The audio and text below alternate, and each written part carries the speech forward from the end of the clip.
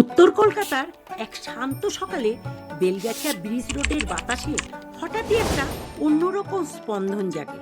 দূর থেকেই শোনা যায় ঢাকের শব্দ, মানুষের ভিড় আর রঙিন পতাকার ছায়া। সামনে এগিয়ে আসছে মহাবীর জৈনের শোভাযাত্রা। এটা এমন একটা উৎসব যা ধর্মের শান্তি পেরিয়ে আশেপাশের এলাকার সব মানুষকে একসাথে নিয়ে আসে। কলকাতার ইতিহাসই বলে কলকাতা বহু সাংস্কৃতিক ও বহু সম্প্রদায়কে এক জায়গায় নিয়ে এসেছে। এটা তারই উজ্জ্বল প্রতিশ্রুতি। শোভাযাত্রায় অংশগ্রহণ করেছে মূলত জৈন সম্প্রদায়ের ভক্তরা। বেলগাছিয়া ব্রিজ রোডের দুধারে মানুষ দাঁড়িয়ে উপভোগ করে এই শোভাযাত্রার সৌন্দর্য।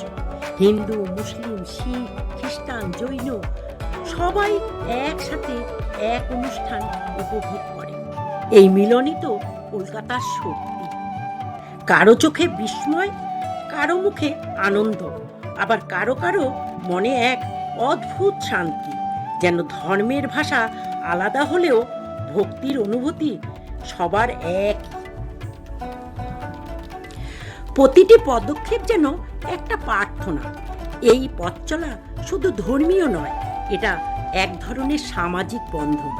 মানুষ মানুষকে ছুঁয়ে যায়, হাসি বিনিময় হয়, সংযোগ আরো গভীর হয়।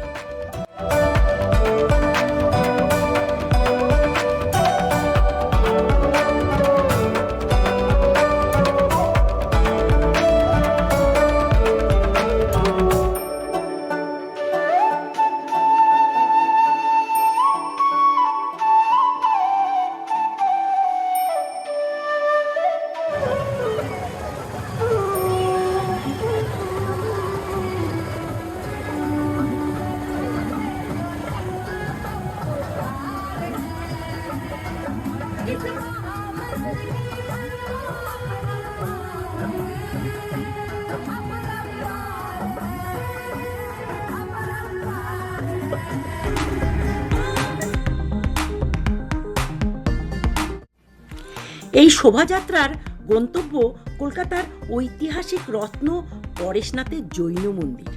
বেলগাছিয়া অঞ্চলের এই মন্দিরটি 1867 সালে তৈরি করেছিলেন রায় বদ্রীদাস বাহাদুর মকিম, একজন দানশীল ধর্মপ্রাণ ব্যক্তি। এই মন্দির জৈন ইতিহাসের স্তম্ভ এবং কলা ও স্থাপত্যের এক অনন্য উদাহরণ।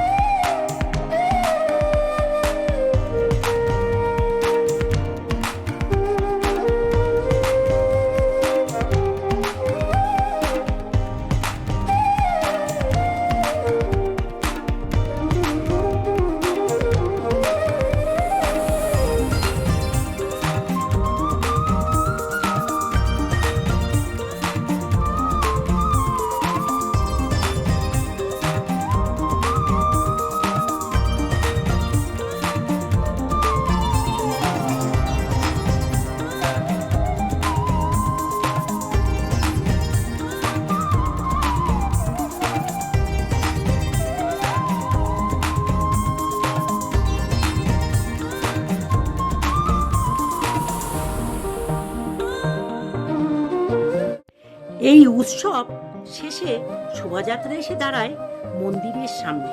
শোভাযাত্রার উচ্ছ্বাস, মন্দিরের শান্তি সব মিলিয়ে আজকের দিনটা বেলগাছিয়ার স্মৃতিতে চিরদিন থেকে যাবে। কলকাতা সত্যি এক অদ্ভুত শহর। এখানে ধর্ম ভিন্ন হতে পারে, কিন্তু মানুষের হৃদয় একই।